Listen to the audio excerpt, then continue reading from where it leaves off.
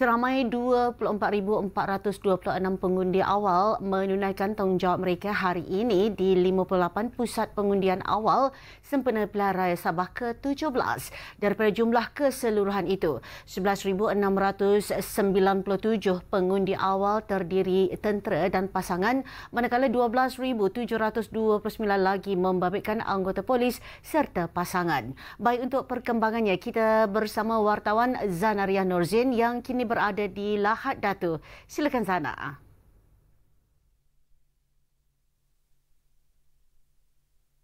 Baiklah, terima kasih Noni. Di Parlimen Lahad Datu ini terdapat sekurang-kurangnya 5 pusat undi awal yang dibuka, yang mana saya kini berada di markas ke-13 Brigade Kem Cendrawasih, yang mana proses mengundi awal yang dibuka sejak 8 pagi tadi. Dan jika saya boleh kongsikan, bagi Dewan Undangan Negeri DUN di bawah Parlimen Lahad Datu ini, bagi DUN Kunak, Segama, Silam dan juga Tunku menempatkan 1 atau 2 pusat undi awal yang jika saya bolehkan kongsikan sedikit saja lagi, kem ini yang berada di bawah Dewan Undangan Negeri Tunku, polis dan pasangan juga mengundi di Balai Polis Cendrawasih. Baiklah, bagi mengulas lanjut suasana di kem Cendrawasih ini, bersama saya pagi ini Brigadier Jeneral Datuk Jagjit Singh Indar Singh, Panglima Brigade ke-13 Infanteri Malaysia. Baiklah Datuk, terima kasih kerana bersama dengan Bernama TV pagi ini. Mungkin Datuk boleh ceritakan sedikit berapa ramai anggota yang mengundi hari ini dan bagaimana Datuk melihat suasana mengundi hari ini?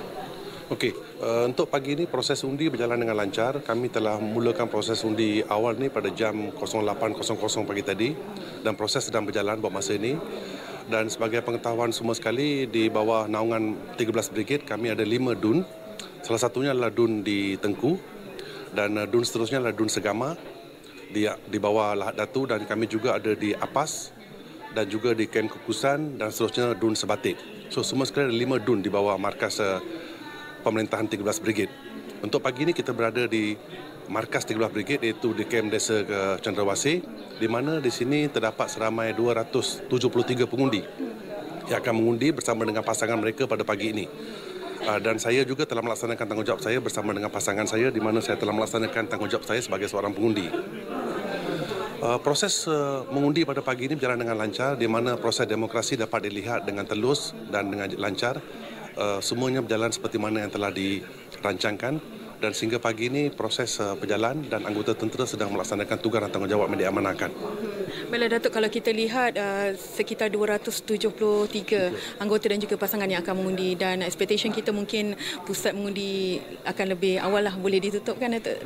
Kalau ikut dari trend kita di sini, sebab anggota tentera ni kebanyakan berada di pasukan, di markas di sini, hanya ahli keluarga saja berada di luar. Jika sekiranya berjalan lancar, saya rasa dah sebelum jam 2 petang ni kita berjaya untuk melancarkan atau mendapat pencapaian seramai 100% untuk undi di kawasan DUN Tengku ni.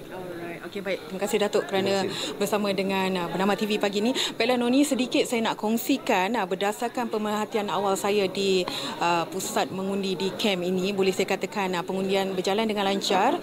SPR juga telah meletakkan ejen pemerhati daripada parti yang bertanding bagi memastikan ketulusan proses berlaku di sini. Dan mengikut kiraan saya, seperti statistik dikeluarkan SPR, seramai 1,833 anggota tentera, polis dan juga pasangan mengundi awal dalam Parlimen Lahad Datu ini. Baiklah, saya kira itu saja daripada Kem Cendrawasih ini. Kita akan kembali ke Wisma Bernama Kuala Lumpur. Silakan Noni.